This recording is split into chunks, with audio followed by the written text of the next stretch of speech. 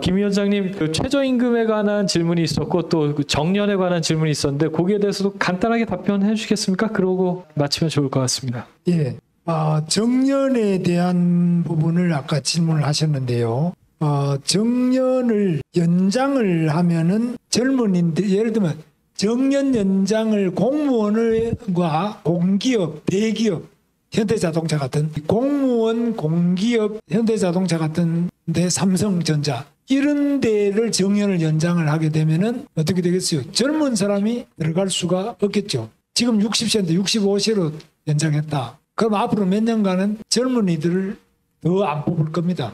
왜냐하면 나이 든 사람을 계속 연장시켜야 되니까. 그 다음에 두 번째로 우리나라는 호봉제인데요. 1년 지나면 호봉이 올라갑니다. 호봉이 올라가면 임금이 계속 올라가요. 그럼 60세부터 65세까지도 계속 올라가요. 그럼 기업은 정년은 아까 우리 선생님 초봉이 200만 원이 안 된다고요? 우리 한강현 씨 이야기는. 근데 나이 든 사람은 60에서 61, 62 올라가면 200이 아니라 거의 몇백만, 500, 600. 현대자동차 같은 데는 평균 임금이 1억이 넘어요. 1억이 넘는 사람을 호봉으로 계속 해마다 올리면 밑에 정년들이 들어올 틈이 없어요. 기업도 또 무너져요. 나이 든 사람 봉급 정년 넣어줘요. 그래서 노동조합하고 회사가 일정하게 한 55세부터는 임금을 피크제가 줄여줘야 돼요. 더 안 올라가게. 더 줄여서 약간 깎아줘야 65세쯤 되면 55세보다 임금이 적어야지. 더 많이 받으면 그 회사 망하지 견디겠습니까? 이런 거를 합의를 해줘야 되는데 무조건 월급은 매년 더 올리고 정년은 또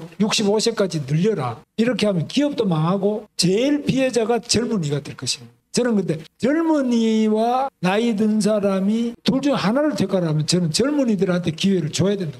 그 다음에 공무원, 공기업, 대기업 빼고 중소기업, 식당, 비상원 이런 데는 사람을 구하려고 해도 구할 수 없어. 농촌에도. 사람을 못 구해요. 정년이 100세든지 200세든지 일할 사람이 있으면 다 오라 그래도 안 가요. 그러니까 우리나라는 이중구조가 공무원, 공기업, 대기업이라는 이 노동 귀족이 있고요.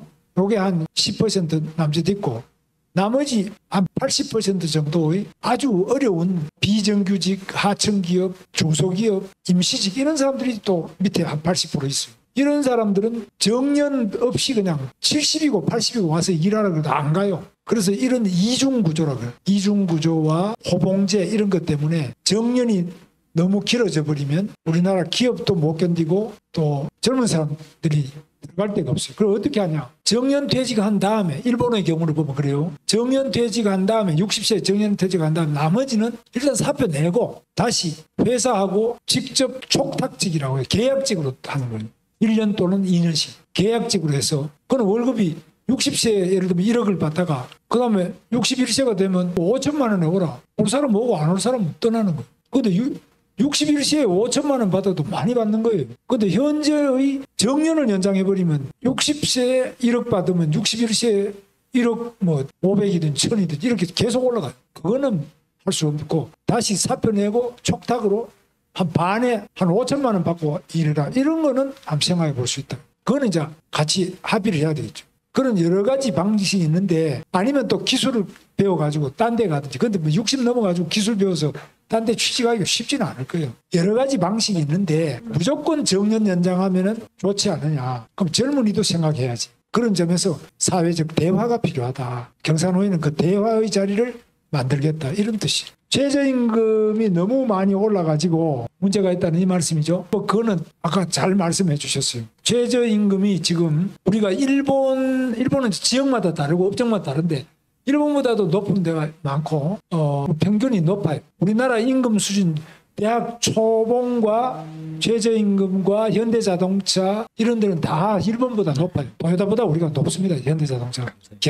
기아자동차는 또 현대보다 더 높아요. 그래서 우리나라가 너무 고임금이 되니까 이 최저임금 올라가니까 식당에 밥값이 다 올라가요. 모든 서비스 요금이 다 올라가요. 그래서 이런 부분에서 어떤 사람은 최저임금을 없애자는 사람도 있고 최저임금을 직종별로 지역별로 차등화하자는 사람도 있고 그런데 이건 굉장히 어려운 너무너무 어렵기 때문에 올해는 윤석열 대통령이 2.5% 올랐습니까? 한 2.5% 올랐어요. 굉장히 적게 올렸어요.